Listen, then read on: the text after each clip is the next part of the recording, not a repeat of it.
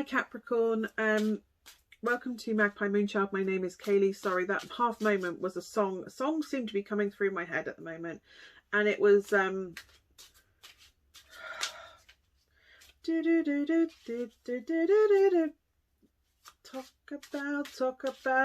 about grooving.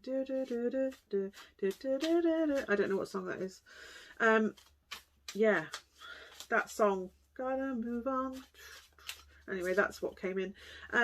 So yeah, this is a monthly read for you for the month of, oh, I'm doing it for February, but it's the next 4 weeks whenever you find this. So yeah, I'm just going to dive into it. I'm going to pull one for each of the next 4 weeks and then an overall energy for the month, those 4 weeks together. So I'm going to get your first card for this week coming, which is the 8 of Earth, Turmeric. It's hard work, warm, luxurious comfort, money coming in that makes you comfortable. There's not much for luxuries, but there's enough there to keep you warm, keep food in your belly, keep you clothed, keep the house over your head. It's the hearth and home, comfortable, financial sort of energy. Sorry, my battery's going low. I'm just going to plug that in while I'm here. Sorry, that's really unprofessional. I should have done that before I got on here. But oh, it's not even, bear with me. Sorry, I hadn't even turned the plug on the charger. That's why it was a problem. But yeah, I just, as I was doing that, I was like, it's that hot apple pie feeling. You know, that warm hot apple pie, like you have it at, or apple crumble, that warm, earthy, yet zingy. It's everything you need to make you comfortable and content. I love it. I love that sort of energy. But yeah, you have everything you need. You might not have the luxuries, but you have everything you need. And you know, you keep working away. Yellow's important. Your solar plexus is quite important to your soul. That chakra is quite important to work on this week as well. And equally, stick a bit of turmeric in some of your cooking. Have a nice warming curry to get through everything. I love turmeric. You can use it, oh, I was about to say you can use it to dye, and then they're dyeing the fabric there. Maybe tie dyeing is a fun activity for you to try. But this deck smells like cacao, like that dark chocolate. Natural state though. Oh, it's beautiful. Okay, let's get the second week. So this is the 8th through to the 14th. So leading up to Valentine's here. Well, at my point, you have the 9 of Air, pomegranate. Well, pomegranates are all about fertility, but the 9 of Air is all about anxiety and being in your head so much it keeps you up at night. However, what I'm getting from this is clearing your head a little bit. Pomegranate is a symbol of fertility. So at the moment, what you feed your brain, it's just going to multiply. Do you know what I mean? It's like if you feed it the seeds of doubt, it's going to run with those fucking seeds of doubt. It's going to run with the naysaying. It's going to run with the negativity. You really need to get out into the open. If you're feeling all closed in and shut, anxiety, staying up at night, worrying about everything, and you know you're triggered by something, you need to get out in the open air, go for a walk in nature, clear your thoughts, because whatever you're feeding your brain right now, whatever seeds of doubt, whatever seeds of negativity, it's just going to multiply them. So you need to be feeding it seeds of positivity, seeds of clear thoughts, seeds of help, sunny days. Storms don't last forever. Remember that, storms don't last forever. You just have to ride through the negativity that's there at the moment. But this is really asking you, what seeds of thought are you feeding your brain right now? You know, what are you impregnating your brain with right now? Is it negativity or positivity? What you need to shift focus so that you change the negative to a positive. And literally going out and walking in nature can clear your thread. Chocolate. Are you binging on chocolate? Chocolate doesn't help, by the way. Chocolate's not going to help you. It makes you feel happy for a minute, but I'm getting that chocolate, you go to chocolate for support or happiness or comfort, and it's not helping you. And because I just felt like, I can't explain it, like a burp that was chocolatey. And it's almost like you're having so much, you're making yourself feel sick. You're eating that much chocolate to comfort because you're that in a negative headspace so much. You're self-medicating with chocolate to the point where you just feel sick. It's just too much, too rich, too much chocolate cake. It's like you're having chocolate cake and chocolate buttons and galaxy caramel and just fruit and nut. I don't know what it is, but you're having chocolate mousse dessert, or there's chocolate in everything. Even if you've tricked yourself by having red velvet cake instead, it still has chocolate within it. So it's almost like you're going, I'll have red velvet cake because it's secretly got chocolate in it. There's something about chocolate, and the deck smells of chocolate, but you're using chocolate to self-medicate, and that's not helpful. Or maybe have a look at that. I'm not saying cut it out completely, but if it is giving you migraines, by the way, if you're getting migraines, headaches and migraines, have a look at whether it's being triggered by chocolate or coffee or something similar. It could be that it's a food trigger for you. And because you have got it all the time in varying degrees, I'm getting a headache here. I'm literally, as I'm saying it, getting a headache here, and I haven't had a headache today, and I've drunk plenty of water. But if you're getting migraines, it could be that chocolate is your trigger and you've not realised, because you have it every day, but because you've had a bit of excess of chocolate certain days, it's kind of kicked it to the migraine threshold. And again, what are you feeding your brain? Are you feeding it chocolate that causes it to have a migraine? It's almost like getting to the root of what's causing things. And if you are using chocolate to medicate this anxiety, get to the root. Why am I eating chocolate? What's triggering that? You know, what's triggering the anxiety that leads me to have the chocolate? What is the seed? What is the root? What is the germination cause of that trigger that makes me have that? And then maybe that's what you need to work on, because the Eight of Earth is also working on stuff. Sorry, that was very deep for a chocolate smell, wasn't it? I do apologise. Well, no, I don't apologise. You needed to hear it. Okay, what have we got for the... Equally, you could be getting some chocolates for Valentine's Day, and it's not as complicated as that. And if you don't get any gifts for Valentine's Day, it's not about you and your self-worth, by the way. You have plenty of potential within you. Nobody's recognised it yet. That's all it is. Nobody's recognised it this year. Doesn't mean nobody's recognised it at all. It just means they haven't built up the balls to give you a gift. Your week going into the 15th to the 21st of February is the fire, the 9 of fire, which is in this case it's wild cherry. Maybe look at the properties of that. I'm not overly familiar with all of these herbs because I'm human and I study about 40 things at once. I don't know why I do it. I don't know why I don't just commit to one and stick it like I did with tarot. But yeah, anyway, 9 of fire, that's complete deviance. The 9 of fire is that one more battle, one more fight, one more... Just keep going. Have I got it in me to keep going? Yes, you have got it within you to keep going. You just kind of need to take some time to rest before you take on the next battle. If this is with regards to a relationship where somebody's got you to the point where you keep putting in all the effort and they've got you to the point where you are like up at night worrying, is it time to cut them loose? You know, is it worth one more fight? Is it worth fighting for one more time?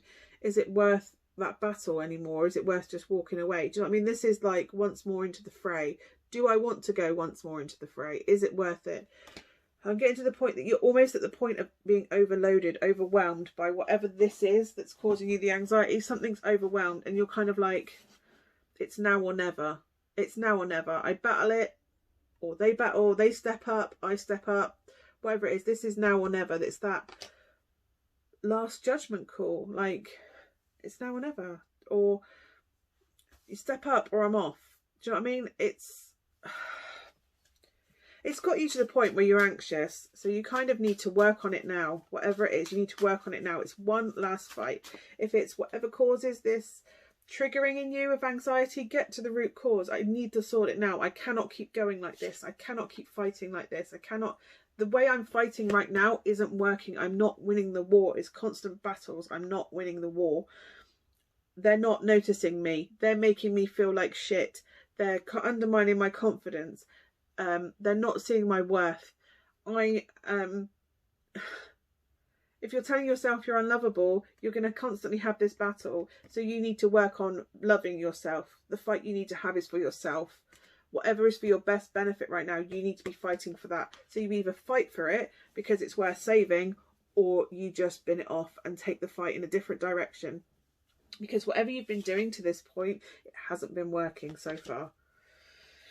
Can I have a card? Oh, there you go. For the last week. So you have 5 of air, which is the it's the competition, the struggle, the fighting off people, battling, conflict. It is battle and conflict. So this could be an inner conflict or it could be an external conflict.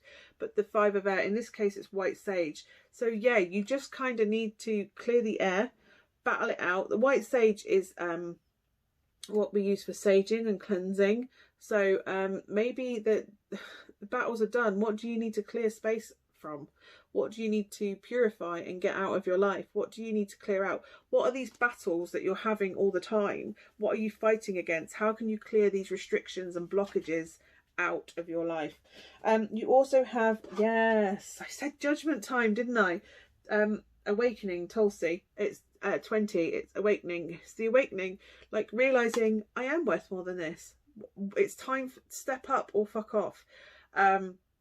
It's realizing, it's clearing out the blockages, it's working on these blockages, finally getting to the root of it and blocking it. And it's judgment time, learning the lesson, awakening to what the problem is so that you can heal it, so you can treat it. Because the step after awakening and judgment is the judgment card.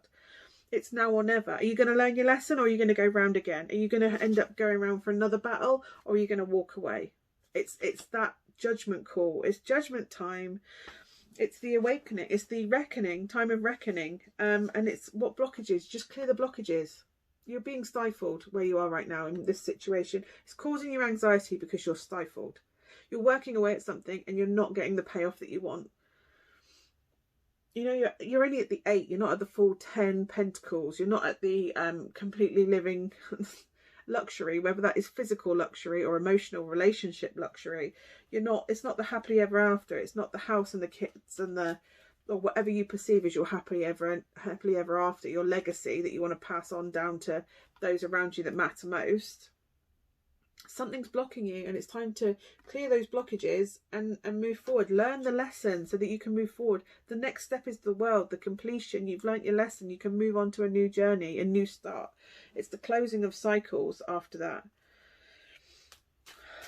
which is possibly, once you clear this off, if you're looking for someone, if you're looking for that soulmate, that 2 of cups energy, the equal, the opposite, you give their cups, they give yours, you look after each other, the mutual emotional meeting and equity. Once you do this and clear this out, and whoever it is that's causing this, that's not quite what it should be, and causing you undermine your confidence, once you clear them out, once you've had that last battle, which the last battle is to get rid of them, you're going to bring that in. You're going to bring that in. You're going to bring that into your cycle. Your overall energy for the month is the Hija of air, which is the page of air. This is the page of air. Sorry. It's researching, analysing. It's not necessarily it's naive. I'm getting that whatever it is that's triggering you, why you're accepting less, where your confidence comes from when you were young and very early in your development. You're learning who you are, what things mean to you, what the way the world was shaped has come from. The anxiety comes from this. This is somebody learning. This is the very early apprentice, the very early study, the primary age learning. Do you know what I mean? It's from childhood. It's the child, teeny energy, and it's very naive. At this point, yeah, you have been naive. There's a cat in the bush. I've just seen that cat in the bush. It looks like my Shima. It's quite cute. It's catnip. That's why there's a cat in the bush. It's catnip. But catnip, it just causes a reaction within a cat that is just so laid back and chilled. And what you need to do is get to the root cause, that whatever it is that triggers you. This is your mental trigger.